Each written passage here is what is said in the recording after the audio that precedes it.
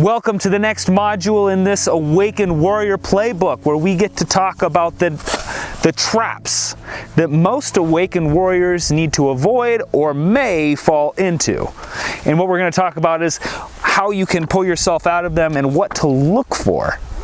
You know, there's a story that I have that I am a little bit ashamed to admit. I'm a little bit ashamed to share. But at the same time, it was a valuable learning experience in my journey, and it taught me several very important lessons that have served me since. And so maybe you are somebody who has already avoided this trap with the use of logical thinking and rational thought, or perhaps you are somebody who has fallen for something similar. Either way, I think the story is going to be valuable for you. So during my build up to my awakening and how I thought that I was losing touch with reality, in a sense, when a person is in a state of intense speculation, where there are two different ends to this, two different spectrums to speculation, and one of them is where we become extremely detailed, data-driven, information-driven. We're from that orientation, where we take zero stance in speculation. And then there's the end of speculation where we detach from all realms of data and information, and we focus purely on wonderful and imaginative speculation, and we don't dive into the information, the details, or the facts that could take us deeper into that speculation. And so in a way, we detach from reality, and in that detached place from reality, that's where our mind and our imagination is allowed to roam. And so I'm not saying that either one is right or wrong. There are just two different spectrums that we work from in order to pull information. And in 2012, up to this point, I had been researching a lot. You know how it goes. I'm diving deep down many different rabbit holes, and I ended up in a rabbit hole about channeling. It was channeling. I'm sure that some of you have seen those. Now, I want to talk about this with a caveat. I am not saying that all channeling is wrong, and I am not saying that channeling is right. I am remaining neutral in this ground because honestly, I don't know. I know that there are a lot of channeled messages out there that you can read, such as like Bashar or there's one that my grandmother follows, q-anan, where a lot of what they say resonates, and you can take in what you want and let go of what you don't. How much of it is truly coming from another dimension or another place, and how much of it is just coming from an extremely in tune, mind. I don't know. And I am comfortable being in that place where it is a great mystery. And I love that. At the time though, 2012, those of you who were awake during that time, or not even maybe, you remember all the hullabaloo about 2012, the Mayan calendar, the end of civilization, the apocalypse. Well, what I was researching, I was looking at all of those different theories, and a thing that I fell into is I fell into the trap of listening to a couple of different people and channeled messages that basically said in 2012 we were going to experience an ascension, this radical change of humanity where we were going to shift out of this 3D reality and move into this beautiful 4 or 5-dimensional reality where basically all suffering and pains and human trials would disappear, and we would move into this beautiful new reality that we would exist in, where it's just peace and love. And that sounded so nice because I wanted to escape from the difficult realities of everyday life. I didn't want to have to put the work in. I just wanted to GTFO, So I was reading all of these different articles and channeled messages, and I put all of my hope into a future that I was hoping was going to show up for me. Well, 2012 came. 2012 happened, and 2012 plus 1 happened one day. Nothing changed. And at that point in time, I felt crushed because I put so much hope into this imagined future that was supposed to happen, that I believed was going to change our world, and it never happened. And I realized that I was stuck here dealing with the problems that I had created inside of this life, or that it happened to me in this life, and that was not going to come. I had to reconcile with myself the fact that this imagined future never happened, and suddenly I had to face the reality of life. And the reason why I bring this up is that today there are always going to be people out there who are going to be talking about a date, a time that things are going to change, where suddenly all the problems are going to disappear. There's all kinds of ways to suck people into this idea, this philosophy, to hand over their money, their power, in order to ascribe to this certain thought process where we are considered special, where we are considered part of this secret group who knows what's going to happen. There's a lot of this going on today. Whether they are right, whether they are wrong, only time will tell. And I'm not saying that it's not a good idea to follow these things, because a lot of times there's a lot of valuable information and growth that can happen for an individual or for a community with these types of ideas. What I am saying is ascribing too much hope to a possible or a predicted outcome that never comes to pass. Putting all of your eggs in one basket, so to say. That's the trap that I fell into. And what I learned about myself is that, first of all, is that I wanted to get away from my life. I learned that I was gullible to certain information and certain ideas. And I learned how to avoid those certain things, and also how to pull myself out of the dumps when I ended up in there because of that. And what to look out for in the future. Some of you recall a person by the name of Cobra. This was a person that was supposedly disseminating information about what a galactic federation was doing in space, and the impact that they were having on our future. And this person made a lot of waves for a number of years until he was pretty much proven to be a charlatan, because all of his predictions never came to be. And this man was profiting, or this person was profiting off of all of these predictions and the people who were following the information that he was saying. And this has happened throughout our past, guys, over and over and over and over again. They have happened in the past, and they are going to happen in the future. And so we need to be able to be centered enough within ourselves to know when and where and how much of ourselves to give.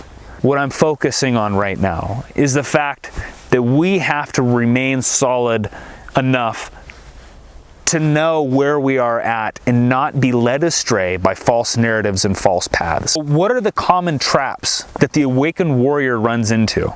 Following one train of thought. When I was talking about channeling earlier, or some of the people who were disseminating information that I thought was extremely valuable at the time, which a lot of it was, but they were leading me towards something that wasn't real, is I was following one train of thought because I was only listening to one person. And so where one train of thought comes in is we need to remain flexible. We need to remain open to new information. You know, Ralph Waldo Emerson spoke about the hobgoblins of the mind, and that is the fact that we keep our mind stuck in consistency, meaning that we only follow one path. It's like running a marble through sand. It's going to leave a path, and that is the only path that we travel through. We need to be willing to be fluid and flexible, to look at different opinions. Even though we are free thinkers and awakened warriors, we still must be willing to look at alternative information to the alternative information that we're looking at. That means sometimes looking at the classic or the accepted narrative in order to understand which one really bears weight. There's a lot of conspiracy theories out there that are disseminated throughout the internet and through these communities that ultimately turn out to be false. They're there to incite confusion. They're there to incite emotional responses. And if we allow ourselves to be carried away like a stick thrown into a river, without actually looking at where that river is taking us, then we are of no use to the people that we are trying to help. And that's why I talked about in the last one of developing that wholeness. In order to be solid and centered, it comes from inside, right? So the next thing is believing anything with certainty. That means taking information, everything that we read, we absorb it because it fits with the narrative that we've created inside of our head. So if we have a narrative inside of our head that every single wealthy person is corrupt, every single wealthy person is part of a scheme, we're going to be looking at every single person like that. And the other thing, there's a flip side to a belief like that, is if we believe that every single wealthy person is corrupt or part of the scheme, or that wealth equals greed and evil and corruption, are we then blocking ourselves from ever attaining wealth or power? Power is just an extension of who we are inside already. Meaning that if you are a bad person and you get power, you're going to use that power for bad results. If you are inherently a good person and you receive power, you are going to be using that power for good results. Money is like electricity. You can use it to electrocute somebody to the point of death, or you can use it to power a village and provide light for everybody to read. So, following our beliefs with absolute certainty without remaining fluid. The next is letting emotions guide our actions. Emotions are powerful. Emotions are the language of our body speaking. The language of the spirit, some say. And our emotions need to be honored. And at the same time, if we respond and let emotional content dictate our actions, sometimes when we feel anger, when we feel frustration, we take irrational steps if we just dive in. And so being able to temper our emotional reaction and come from a grounded, centered place of wholeness and peace, despite turbulence in the outside atmosphere, will lead to greater results when you're dealing with other people or being a leader. The next trap is letting fear keep you from growing. Fear is a powerful tool of the corrupt elite. Fear is a powerful dissuader inside of our own personal lives. When you look at life, there's always the yin and the yang, however you say it. There's always the light and the dark, the good, the bad, the good, the evil, the love, the fear. And so this is a part of life from the minuscule scale when you're looking at our lives all the way out to an expanded scale when you're looking at Earth or the universe. There's love and there's fear.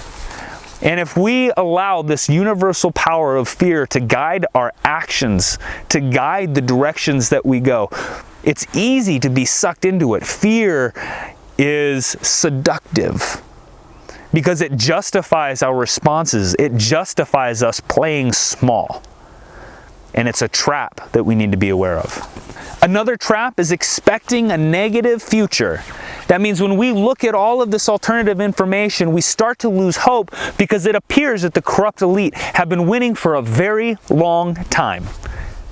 And what we want, what we desire, this beautiful future that we know is possible, we suddenly start to lose a grasp on. We lose hope for this positive future. And that's what happened to me. After I came through that period where I fell for this imagined future that never came to pass, is I lost hope for a positive future. All I saw was darkness and ugliness and corruption. And that's an ugly place, a very sad place to be. So how do we hang on to the idea of a positive future and still and yet do it while accepting the ugliness and the darkness of today? Because what we're talking about is we're talking about maintaining love in the face of evil and corruption and vileness and wickedness. And it's easy to let go of the beauty, the peace that resides within each one of us that we can disseminate and give to the people around us. What we're ultimately trying to become is like a beacon of light in a dark room. And if we are unstable, if we are allowed to drift into the realm of fear, then we are not able to inspire courage and guide others with hope and love if we ourselves are not there. Finding that wholeness, finding that completeness. Another trap is anger at those who think differently. Something that I've seen many awakened warriors doing is they have fallen into the trap of basically screaming their truth because they want other people to hear them so badly. And I have been there as well.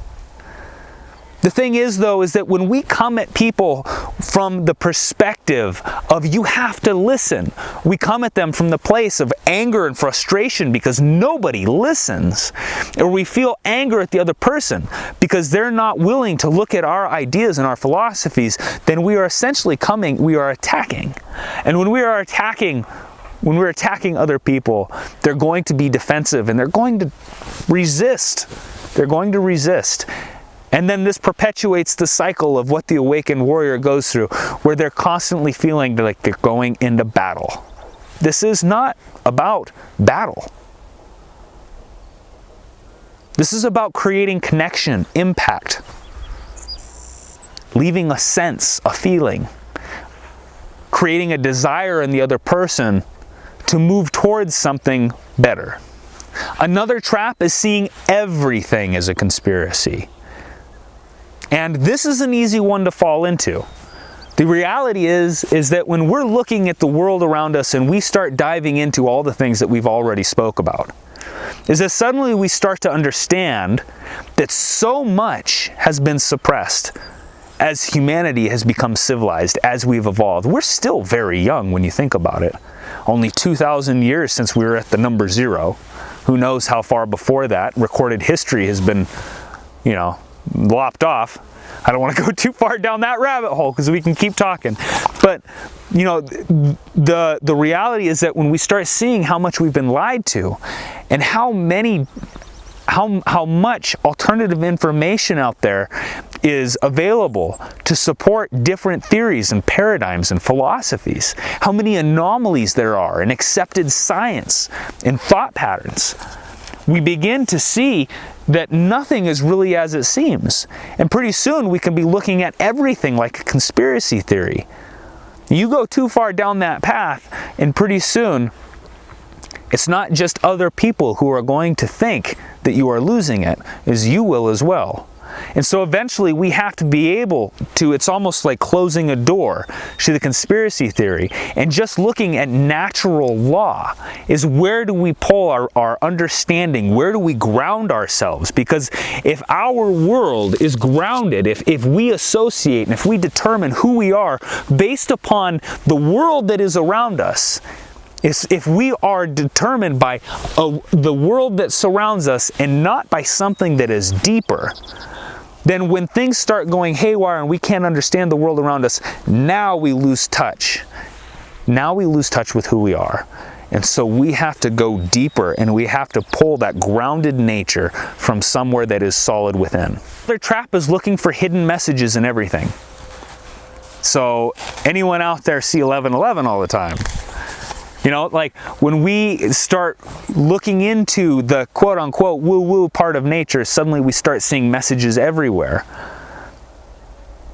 And if we're looking for those messages everywhere, we start interpreting things that maybe aren't up for interpretation. A valuable way to look at this is when you look at like the Native American cultures and how they interpreted messages from spirit, from the animals, the wind, the natural things around them. I am not saying that spirit doesn't talk to us in mysterious ways. What I am saying is looking for messages in everything.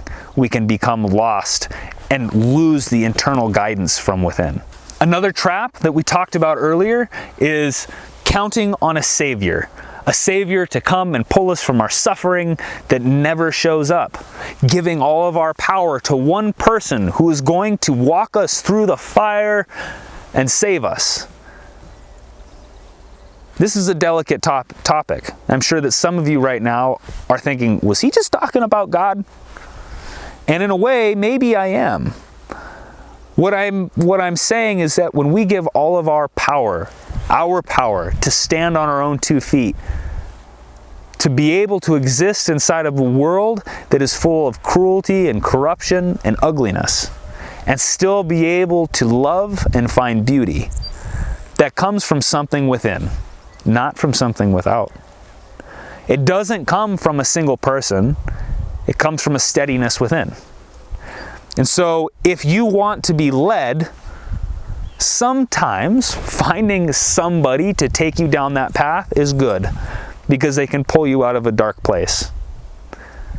But I would always say, I would always advise, I would always encourage to find that path from within and remove the power from giving it to others.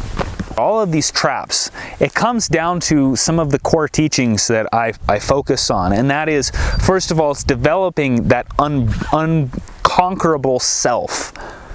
Emotional mastery, the mind, the body, and the spirit unification, and finding that unconquerable soul that cannot be dissuaded. It's building power and persuasion and influence. Think like you will, meaning be a free thinker, explore these concepts, but also the important thing is that we act like the masses.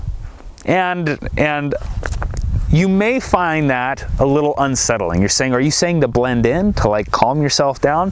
What I'm saying is that if we want to have an impact, we can't be too radical in our belief structures. We can't be too radical in how we present ourselves. And so there's like this level that we can put ourselves in at. If you don't act like the masses and you're too extreme, you're gonna face the conscious or unconscious anger of the masses, because you're disrupting their paradigm, the comfort zone. So there's this story from The Tale of the Dervishes, and this was written in 1967. It's called When the Waters Were Changed. Once upon a time, Khidr, the teacher of Moses, called upon mankind with a warning. At a certain date, he said, all the waters in the world which had not been specifically hoarded would disappear. It would then be renewed with different water, which would drive men mad. Only one man listened to the meaning of this advice. He collected water and went to a secure place where he stored it and waited for the water to change its character. On the appointed date, our streams stopped running. The wells went dry, and the man who had listened, seeing this happening, went to retreat and drank his preserved water. When he saw from his security the waterfalls again beginning to flow, this man descended among the other sons of men. He found that they were thinking and talking in an entirely different way than before. Yet they had no memory of what had happened, nor of having been warned. When he tried to talk to them, he realized that they thought that he was mad, and they showed hostility or compassion, not understanding. At first, he drank none of the new water, but went back to his concealment to draw on his supplies every day. Finally, however, he took the decision to drink the new water, because he could not bear the loneliness of living, behaving and thinking in a different way from everyone else. He drank the new water and became like the rest. Then he forgot all about his own store of special water, and his fellows began to look upon him as a madman who had miraculously been restored to sanity. Our goal is not to become bland or docile, but to understand that humanity listens to those with power, and to become a person of influence and power that those will listen to. I'd like to read something that I wrote from a while ago. We live in a world where it is increasingly normal to feel a state of anxiety, a state of tension, a state of stress and discomfort. It's almost like a disease of experience, a disease of the experience of reality of life. If there were diseases inside that realm. And the world is not conducive of creating happiness and wholeness in society at large. So it now falls on our shoulders to learn, how do we create a life of freedom and abundance within, when the world outside is not conducive to that? Think about his reference to concentration camps and what the prisoners had to do inside of their own worlds at an intense and extreme level in order to survive. Those who give up and collapse under the pressure of the outside world, who give up internally, who lose the purpose and reason for being alive, they are going to be the ones that suffer underneath the feet and pressures of the negative aspects of society. So it increasingly is becoming more and more important that we learn to master the emotional territory of our own internal worlds. Because the way that we perceive the reality is the world to us. So how we perceive reality is the world to us. My world is going to be different than your world. And your world is going to be different than even the person that's closest to you. Because we perceive it by our senses, our beliefs, our judgments, the way that we see the world and the information that we accept and let in and what we make of it. So the next question is, how do we begin to find emotional mastery so that we can harness a level of gratitude, peace, joy, freedom, even when the world outside is not reflecting that back to us? If we're always waiting on something outside, the world outside, to give us a reason to feel joy and peace and freedom, we're never going to find it. Because all those things start within us. It can be called upon and cultivated and mastered. If more of us start feeling that on an internal level, what would the world outside begin to look like? So if we all started developing this emotional mastery, this calmness, this peace within, how would that reflect on the world outside? By mastering our inner reality, we create our outer reality. This is the destiny. This is the tool.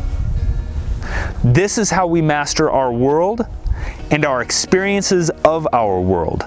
Not by going and fighting the political structure and the power structures and the power elite, not by confronting them and trying to change that world, but by mastering the inside, the internal universe. Because this reality, this collective dream that we're all a part of, that we're all experiencing as a manifestation of our collective feelings, our collective thoughts, our collective emotions, and our collective beliefs. So when we master the internal world, we master the external world.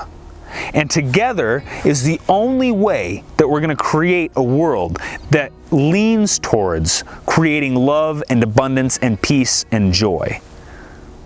And so the next step is on you. In our journey to have real impact and leave a lasting legacy, to be able to help humanity move into a state of evolution and prosperity and abundance, in order to break down old systems that are no longer working for us, we have to meet these three phases, these three building blocks that will take us to a place where we can have real, solid impact. The first is learning to rise unconquerable. If you want to find out what that means and what it involves, stick around for the next module. Let's jump into it now.